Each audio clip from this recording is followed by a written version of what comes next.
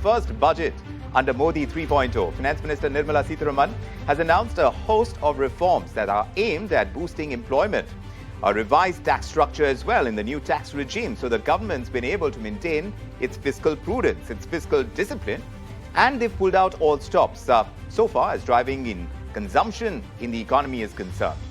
But when it comes to different states like Bihar and Andhra Pradesh, Bihar for one has gotten 26,000 crore rupees for roads. Andhra Pradesh has gotten 15,000 crore rupees for its capital. The Finance Minister Nirmala Sitharaman opening the treasury for the two states on whose support the NDA government rules. Isn't that right, Sumita?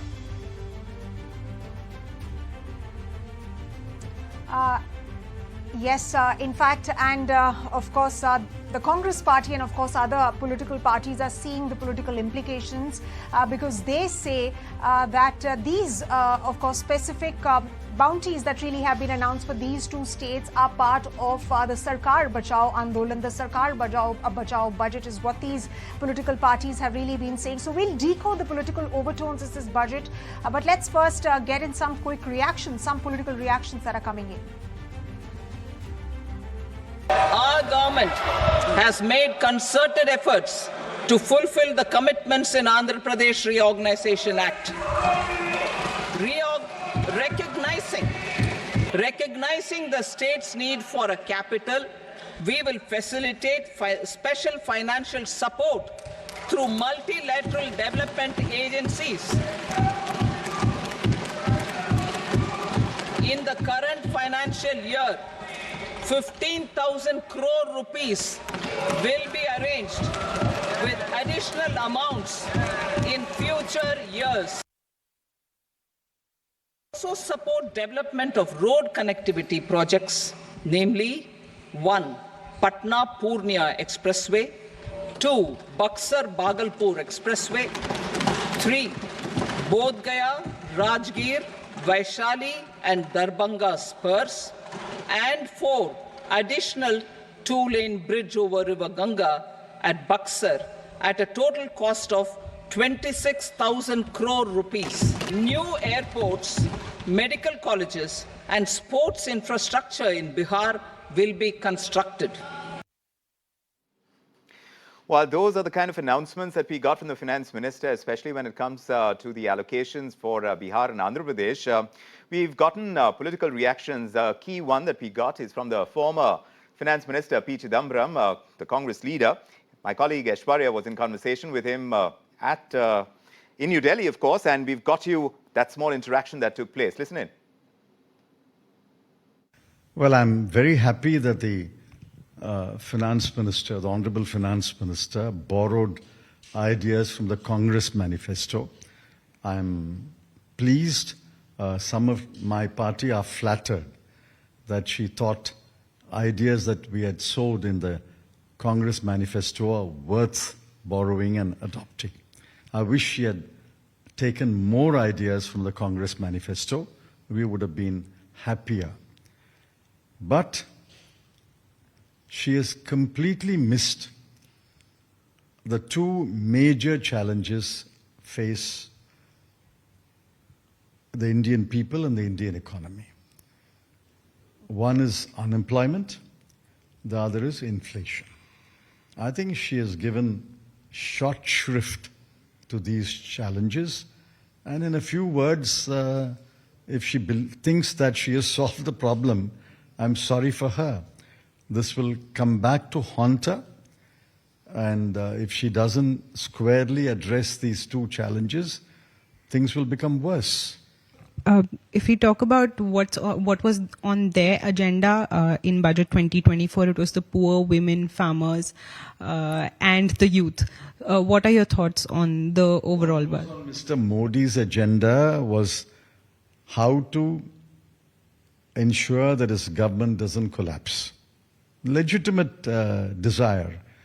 That's why all these goodies are distributed to Andhra Pradesh and Bihar. The NDA government has virtually divided in India into states which voted for the BJP and its allies and the states which voted against the BJP and its allies. This is the death knell of federalism. So yes, a lot can be discussed when it comes to the political landscape, the implications from the union budget. And we've got an excellent lineup of guests joining us in this discussion. Of course, founder and economist of Nikore Associates, Mithali Nikore, is with us, along with Professor Jyotsna Tirunagari, who is the national spokesperson for the TDP. And from the Congress's side, we have the national spokesperson, Matthew Antony, along with BJP spokesperson, Shaina NC. Great to have you all on the show this evening. First, coming to you, to the TDP spokesperson, Professor Jyotsna, what was the key ask that the TDP had of the finance minister, and did she deliver? We asked for the development of assistance for the development of Andhra Pradesh, and yes, it's taking shape. Today we got some, and definitely in the coming 5 years also, we'll see a sustained support from the central government. That's what we believe in. Simple. I mean, to put it in simple terms, we were very particular about the construction of capital city for the state of Andhra Pradesh. We were particular about the Polavaram completion of Polavaram and the assistance for Polavaram project. We were very worried and concerned about the infrastructural growth in the state, especially when it comes to industrial growth and the ports and roads and all those things, and also the backward regions like the Uttarandhra, Rayalaseema, and the Prakasham districts, where we had a couple of problems from that backward regions. The assistance from the center regarding all these is highly appreciable, and we would say that we are looking forward for furthermore assistance from the center when it comes to the state of Andhra Pradesh, because we have suffered as a state, we have suffered a lot for the past 5 years, especially the entire financial situation in the state was a complete mayhem. Nothing was in place. It was a complete disastrous situation for the state. We completely sought a destructive government that was there for the past 5 years. So, no progress in terms of capital construction, no progress in any of the irrigation projects, nothing progressive about the state for the past 5 years. So definitely, as in the photographs next to my window, I see wherein the Honorable Chief Minister of the state of Andhra Pradesh has gone and requested each and every minister there. So yes, we are getting what we deserve, and we are still looking forward for furthermore. Like you're saying that some of those losses will be reversed in the near future with the kind of announcements that have been made at this point. Let me also go across to Shaina NC, spokesperson of the BJP. Shaina, so essentially the contention of the Congress party and of course the opposition is that this is a Kursi Bachao budget and that there is appeasement of these two states particularly. They also say that why have states like Maharashtra and Uttar Pradesh have not been included? What is your response to that? So first, please understand the theme of this budget 2024 is employment. When we say employment in education, MSMEs, productivity, land, opportunities, youth, middle class, energy security, new generation reforms, and technology, this is all part of the larger scheme of a futuristic vision for a Viksit Bharat. And this interim budget is a continuation of the signature identity of all the previous vision plans of Honorable Prime Minister. And I'm glad that our Honorable Finance Minister has laid emphasis on employment, and especially when it comes to first-time employees, whether it is ITI, institutes of training, Apprentice Act, the top 500 companies working in collusion with the government of the day. I think that this is genuinely the way forward. You asked about my home state, Maharashtra. Do you know the kind of funds which have been allocated to infrastructure in Maharashtra? It's just that in a 1.5-hour budget, the Honorable Minister cannot take the name of every single state. So if she did mention a Bihar or an Andhra Pradesh, does not mean a Maharashtra or an Uttar Pradesh. But Shaina, wouldn't you agree that coalition politics is at play when you talk specifically about Bihar and Andhra Pradesh this time? No, I want to say 2-3 things. When it comes to employment, is it not employment for people across the country? When we talk about, a win-win situation and schemes which are planned, you take, for example, IPI, technology trained institutes, you take the industry revolution in robotics, you take the kind of revolution that we're thinking of for class 10 students, for skill industry, you take the 6 months where you have an opportunity to train yourself as a 10 standard pass or an engineer in separate provisions under the Employees Provident Fund, etc. So I think that the 9 priorities of youth employment transcend all states. And this is way beyond Maharashtra or Uttar Pradesh. The MSMEs that is working towards a better India, a brighter India, and a collateral by government when it comes to working capital, I think has been a great, great change. You look at the 262 clusters that we've had in places like Ludhiana and Thiruvananthapuram in the past. You have 163 clusters for the next few years. You have small scale industries. You have the kind of incentives given to us as women. And as a woman, let me thank our Honorable Finance Minister for giving 3 lakh crores to women. When we give a woman opportunity to have a hostel where she can work from, or a creche where her child can live while Right, she Shaina, works, we do or appreciate the focus that has been put on women. We do appreciate that. But let me take your point across to Matthew Anthony, who's the national spokesperson of the Congress Party. So, Matthew, what Shaina is stating that this should not be looked at with the lens of states, but this is a budget that is inclusive, that speaks about job creation, that speaks about MSMEs. How do you respond to her comments, and are you convinced? Let me tell the few points from this budget. The LOP Rahul Gandhi and the Congress Party should be thanked because the BJP leaders have read our manifesto and has implemented a few things, especially the employment-linked incentive scheme, the apprenticeship scheme, as well as the angel tax abolition for the startups. Now, coming back to the rest of the things, the finance minister has not touched upon the inflation. My dear friend from the BJP has not spoken about inflation. Let's speak about the inflation. You know, everybody of us, including all of us sitting in the channel and the poor people in the street, as well as all middle class people, know what is the price they are paying and what is the price increase which they are facing for the last 5 to 7 years plus. You look into the economic survey. The GDP is growing 8.3%, but it is only helping the capitalist. It is not helping the poor. The long-term capital gains and the short-term capital gains increases by 33% and 25% has killed the middle class.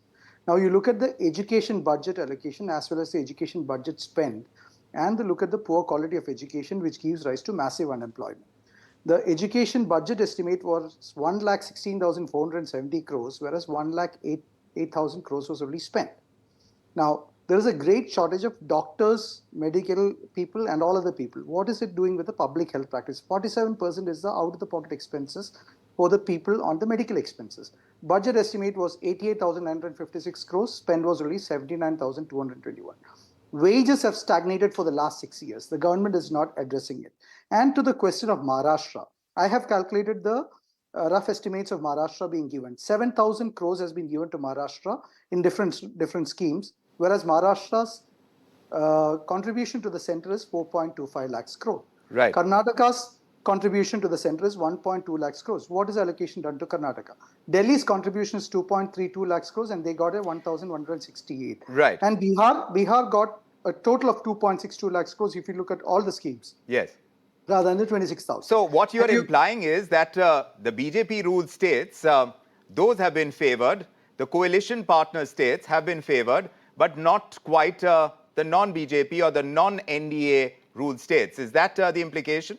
I'm not speaking good English, but I'm quoting numbers which has been given. So this is black and white. Everybody in the country knows. Even BJP workers are very upset. The middle class, people who's in BJP are also very upset with the. Let me take that point across. Mitali Nikore is also with us. Very importantly, Mitali, this question, Mr. Chidambaram has brought it out. Mr. Anthony is also pointing out the subject of inflation and higher prices. In our discussions in the past, we brought it up as well.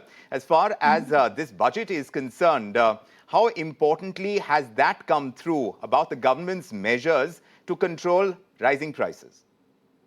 So I think, Vikram, this is something we've been discussing in our past shows as well, where whenever we've had this discussion, that there are certain structural factors which lead to inflation.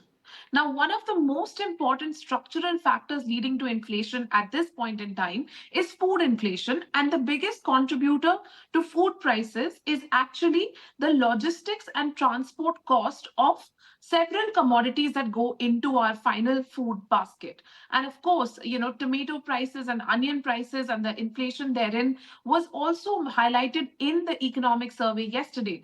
Now, the entire investment that has been announced in PM Gati Shakti, the announcement of setting up nearly 12 industrial parks, the announcement of setting up industrialization zones in 100 cities across the country, these are all measures that actually go into addressing, this structural issue of inflation over the longer term. So I do feel that, through infrastructure investment, this, measure of structural inflation is addressed to some extent. But however, when we look at the immediate relief, the areas that need immediate relief, say, for example, because of high import prices of fuel, that is not something that at this point in time the government can address in this budget. So I do feel that while it's not directly addressed, it is still important to recognize that what could be done for addressing inflation has been done. And also, I do feel that when we look at the future planning for future inflation, now food prices in the future will rise because of climate change. That is a known fact. That we have a higher frequency of droughts, we have a higher frequency of extreme climatic events, floods, etc. The announcement of the flood management, funding for flood management and flood management infrastructure, the announcement for moving manufacturing enterprises towards a net zero transition. These are measures which will help also in the longer run. Right. And those have been given in the budget as well. But let me ask Matthew Anthony about the jobs issue. Matthew, I mean, this has been the jobs crisis, or India's jobless growth, as some economists have pointed out, has been a concern since, past many months now, even during the election. But that now seems to have been addressed. However, the Congress is not really convinced, as you're worried about whether this will really lead to an increase in wages, in real wages, and it doesn't really address the problem of unemployment. Why are you not convinced? I'm giving you a small question back. The budget allocation is 2,000 crores, and they say that no, we will have employment for 2.9 crores of people. 2,000 crores into 1 crore per month. Now, 1 crore, 1 crore people getting employed with 1,500 rupees or 2,000 rupees per month. How much will be that one? And into 12 months. These are basic calculation mistakes. So the numbers are very, very inflated. Now, because of the massive unemployment, we also have another crisis on the education loans, which we were requesting the government to waive off the education loans. But the government didn't say anything about it. So that is also going to be a crisis. And then this is also, you're kind of giving an internship. But then I also want to ask a question on the infrastructure investment. This government has been there for the last 10 years' time. Hasn't they done, they have been speaking so much about the infrastructure, so much about logistics, but yet they couldn't control. And now coming back to the fuel prices. The fuel prices, we are buying a lot of fuel from Russia.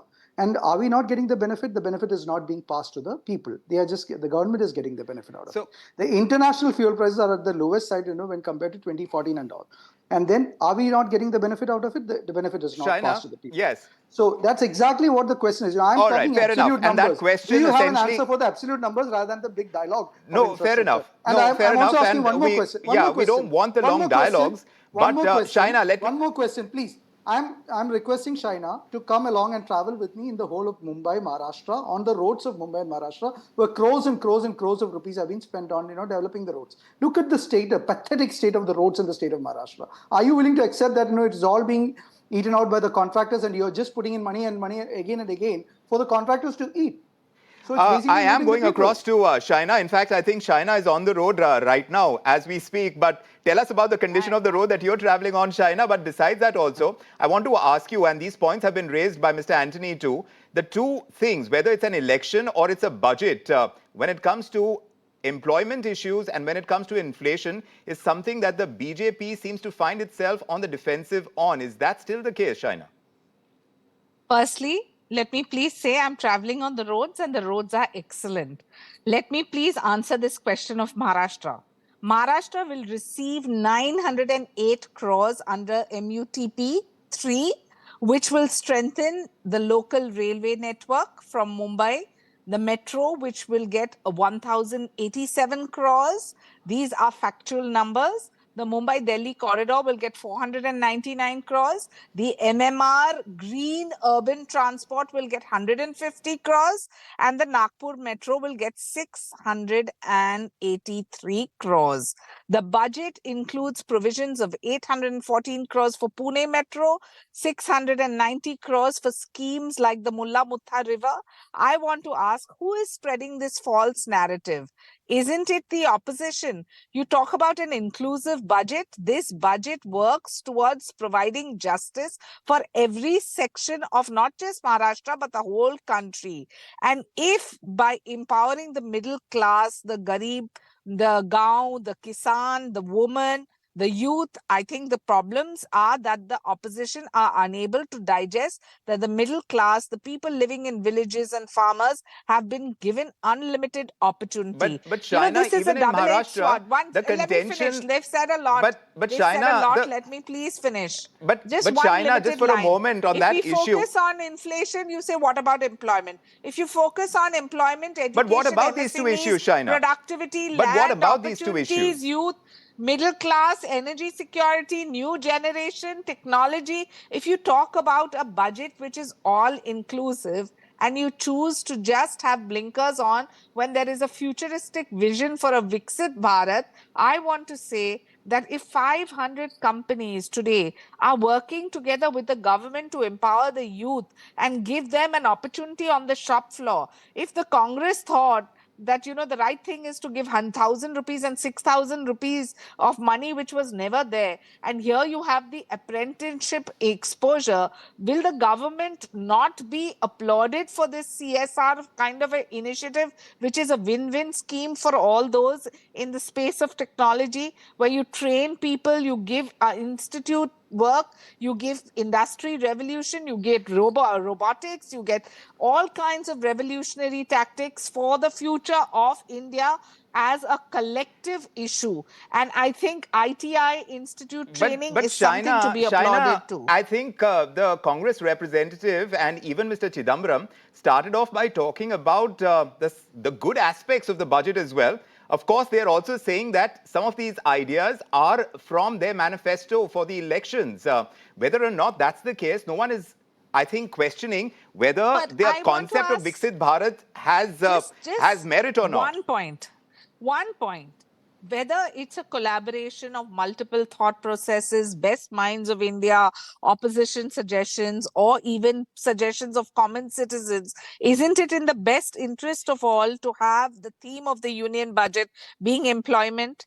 Isn't it in the interest of all to empower the youth and the women and the kisan and the garib and the people who are below poverty line as well as senior citizens? Isn't it imperative for the Prime Minister and the Finance Minister to highlight what they're doing for a few states, but to every budget has full detail? What I narrated to you just now about Maharashtra receiving 908 crores under MUTP3 has not been highlighted by the media. Why hasn't the media highlighted also that the Mumbai Metro will get 1,087 crores? Why aren't we talking about the various infrastructure projects in Pune, the Mulla Mutha River, the kind of work that is being done for, including the Nagpur Metro with 683 crores? Is this not talking points? Please don't just cherry pick selectively. Look at the budget in totality and understand what we are getting is more than our due, and which is something which is the Prime Minister's view for Antodaya and for Viksit Bharat, as well as taking every segment together. Right, Shaina. And let me ask you, Matthew Anthony, of course, Shaina is talking about the vision document that the budget is for Viksit Bharat 2047. Do you really think that we are moving in that direction? And what is it that, you're missing in this budget? Aren't we all tired about this dream selling for the last 10 years' time? And now, Shaina said, that no 900 crores. I am saying that altogether Maharashtra is getting 7,000 crores. But what is Maharashtra paying? Lakhs, it's not dream Shaina, selling. I didn't interrupt you. It's Shaina, reality. I didn't interrupt you. I listen you're calling it dream selling. When you get a mudra loan from 10 lakhs to 20 lakhs, it's not dream selling. 4.25 lakhs crores of private China, we'll let sector Mr. Anthony companies answer that working question. for the Then middle you can class to rebut. include relief and China. simplifying. Vikas, you should put China to a stop. I didn't Shaina, interrupt just you. let Mr. Anthony finish his thought.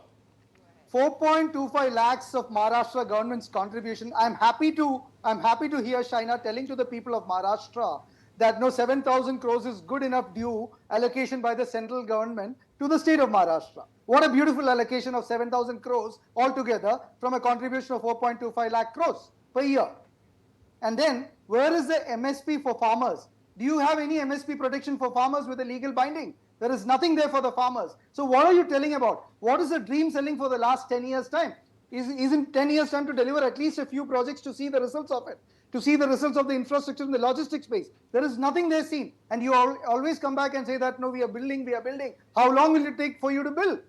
Professor That's Jyotsna exactly the also question should you're come in asking. on this. Professor Jyotsna, as far as allocations to the states go, you sounded pretty happy and you're still smiling right now, even as this discussion is playing out between Shaina and Mr. Anthony. As far as your demands go, the proposition is, and you started off by saying as well, that yes, this is filling in your requirements for the moment, but there are going to be more asks. At this point in time, the figure that I'm hearing about Maharashtra is 7,000 crore rupees. We're talking about 15,000 crore rupees for Andhra Pradesh. How much further do you think the budget will have to push for Andhra Pradesh in the next time around? Vikram, I think you got the numbers wrong. It's just not 15,000 crores. It's about the assistance that's been, extended to Polavaram. It's about the assistance that's been extended to, the industrial corridors, everything. So I think it comes up to a huge amount. And again, why I was just giving a smile, because see, why are we forgetting the, good points in the budget? Why are we just focusing on the, certain things that are not probably good for some people? I don't know. See, let's say, for example, Congress is also present in the state of Andhra Pradesh, isn't it? Isn't it? So why do they have a problem with Andhra Pradesh getting something extra? Do they have a problem with that, Vikram? Why should we discriminate states on that? As I told you earlier, certain states might require special attention. Certain states might require some extra, assistance for the time being, because they have to, be at par with the other states as well. So definitely, I think we should be having, all of us should have a bigger heart, I suppose, Vikram. I think the other party should learn it. And again, when I am also happy about the 3 lakh crore fund that has been given, allocation that's been given for the upliftment and empowerment of women and girls. And I'm very proud of that. Definitely, I'm very proud of that. And also, I'm talking about the 2.66 lakh crores for rural development, including the rural infrastructure. And again, you have almost 4 women in the panel, including the moderator here, and Nirmala Sitharamanji presenting the 7th budget here. Yes, we are all proud of her, and also we are looking forward for further women, higher women empowerment schemes coming up in the coming years as well. One would hope so, yes. Can I add a point to that? Right, Jyotsna. And of course, Go ahead, Shaina.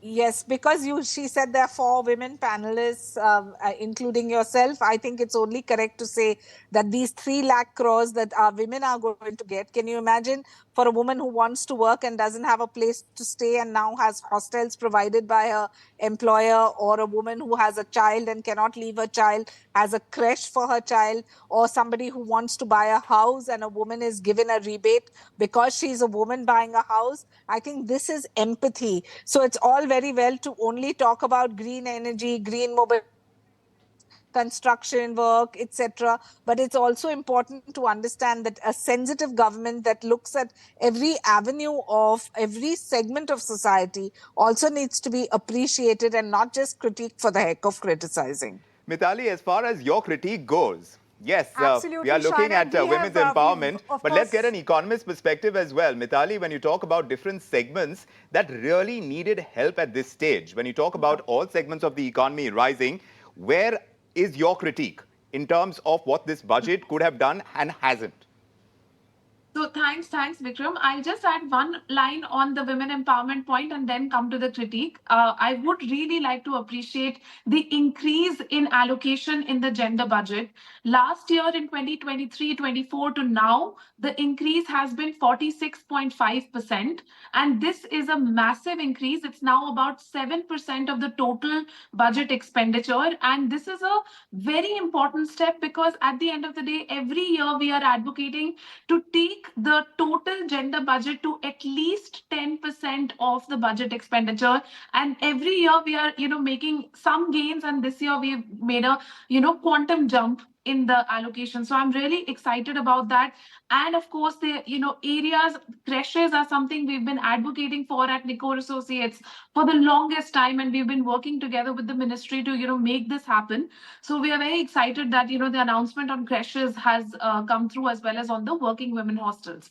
Now, coming to your question of what could have been done more, I do think that one or two areas I'd like to highlight. The first is on skilling, actually. While we've talked about a number of announcements around youth employment, around the employment linked incentive schemes, however, I do think that there had to be more focus on the blue collar workforce because, at this point in time, when we look at this set of announcements, it has focused a little bit more on the white collar kind of job creation, and it has focused a little bit more on the kind of employment that we are starting to see with, university graduates. But we also need to focus on skill training, and especially skill training of women into non-traditional sectors. Like we need to think about skill training women for becoming plumbers or electricians. And that is an area I would have liked to see a little more focus, not that it was not at all addressed, but more focus. And second area which I wanted to see more of a focus on was on water supply infrastructure. So we talked about, cities as engines of growth, and we also talked about sewerage and drainage, but there needs to be more focus on water supply, particularly in light of heat waves. Right. So we are seeing cities grappling with that, and we need more planning around that. Absolutely. Absolutely, and we do hope that the government will come up with those measures as well. Mithali, let me stay on with you and speak about the capex push that the government has been giving over the past few years, and this time as well, that 3.4% of the GDP, that capex, that target still remains. Let me ask you about the measures that have been, given as far as pushing consumption is concerned, whether it is the agri reforms worth 1.52 lakh crores, housing reforms. How do you think these reforms are going to push consumption, especially as far as the rural sector is concerned? Because there's been some weakness that's been witnessed in rural areas.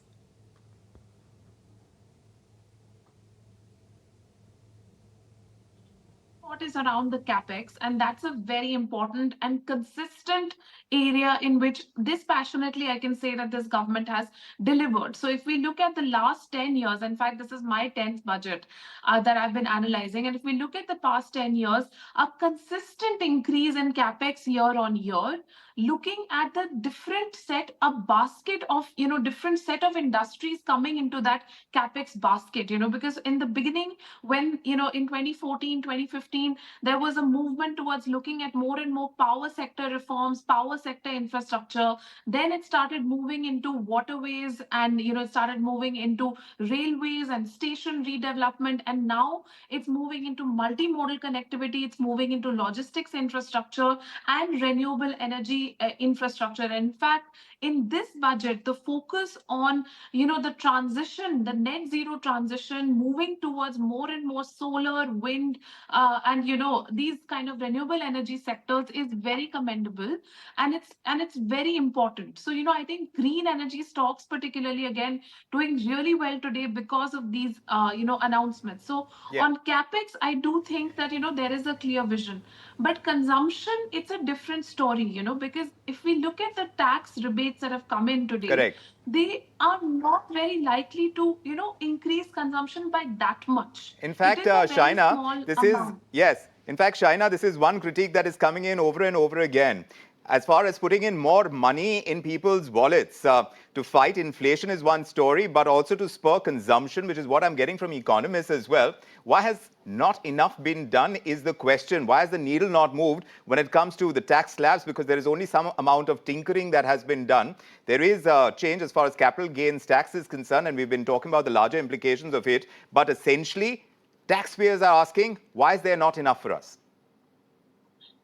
So I want to answer this question in 3 points. And just because Matthew had a point and I was trying to get my point across, now since it's my turn, I'd like to say, when Mudra loans go up from 10 lakhs to 20 lakhs, the opposition chooses not to comment. You have had 3,000 private sector companies working with the middle class. You've had the income tax relief. When it comes to simplifying income tax, nobody has chosen to talk about that. Simplifying the process of taxation has been a great hurdle in this country of ours, and we have been able to reach that goal. The standard deduction from 50,000 to 75,000, the rate of tax reduced accordingly for the middle class, the affordable housing loans, the capital gains, which has been simplified at a bar bench of 12.5%. And today our Honorable Finance Minister was also explaining how this 12.5% will not just simplify the process, it will eventually end up benefiting the consumer.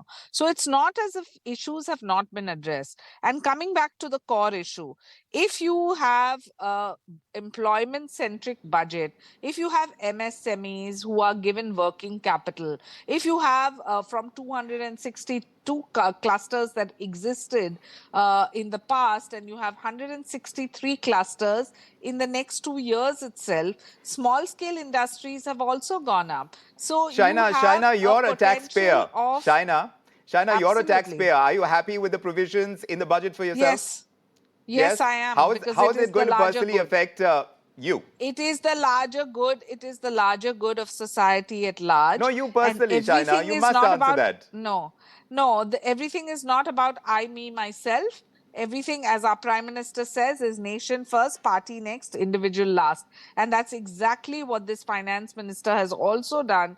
I think it's a matter of pride that you have the capital gains at a 12.5%, simplifying the processes of taxation, 50,000 to 75,000, and for the middle class also various deductions which are also given via their employees, etc. Would you agree with what Shaina is saying? Are you happy as a taxpayer?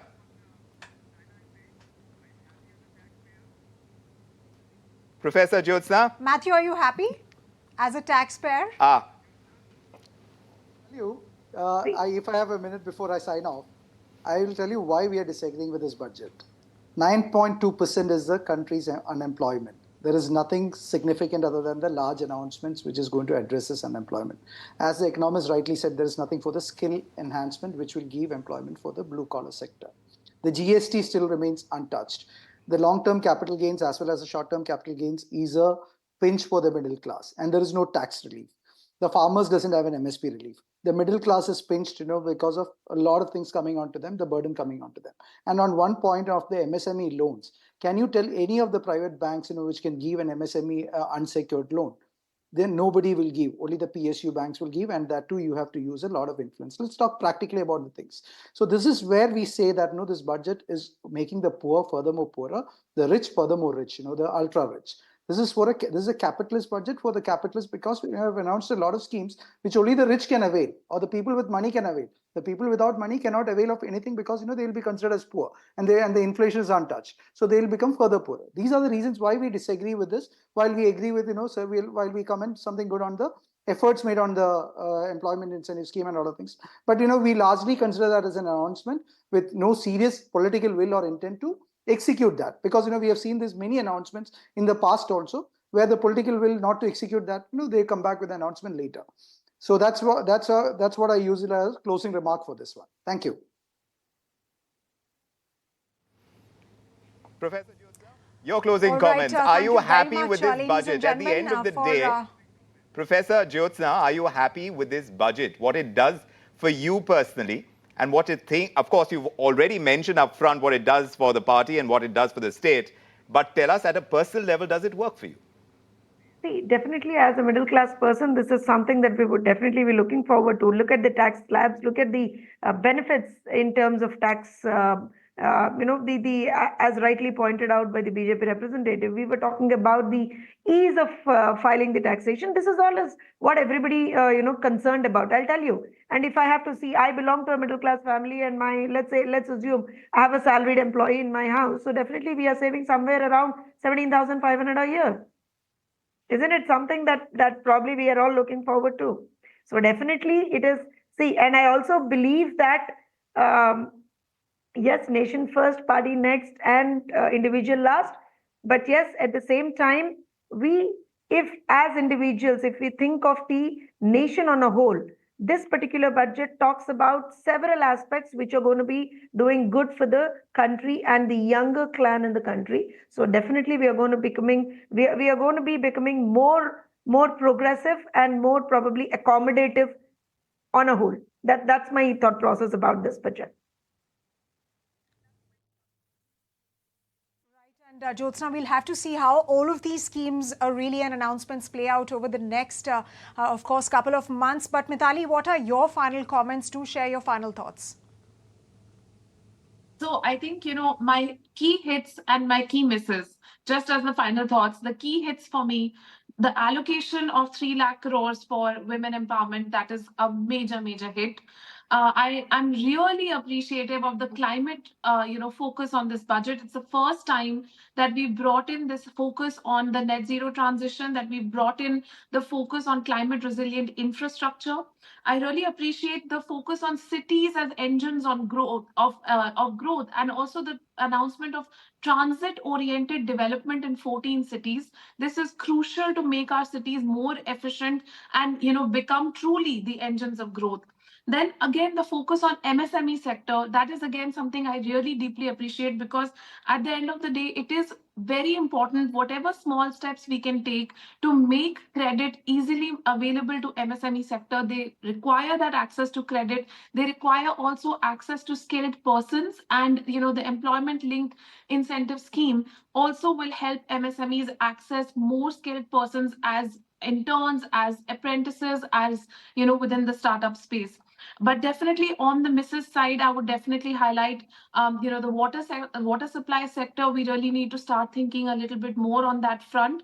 I would highlight, more skilling schemes for the blue collar workforce, and I would highlight, the social sector, education and health, both require maybe additional funding and additional, planning for bringing in more decentralized facilities. Well, if you go to see every budget, when it's presented, it's going to have hits and misses for different people from different perspectives. There's no taking away from that. But as far as the discussion goes around growth, around economic growth, being able to meet our growth targets, our growth aspirations, and a lot was said about how there need not be a lot of tinkering done because we're already on the growth path, and that was largely the expectation. Has the finance minister delivered over that? Now, that's something we are going to keep watching over the fiscal that's going to play out. But at the moment, I have Shaina who wants to have a good final word. Shaina, I'm going to come to you because Mr. Anthony seems to have said goodbye to us already, but he's still with us and waiting and patiently listening to you. So go ahead, Shaina.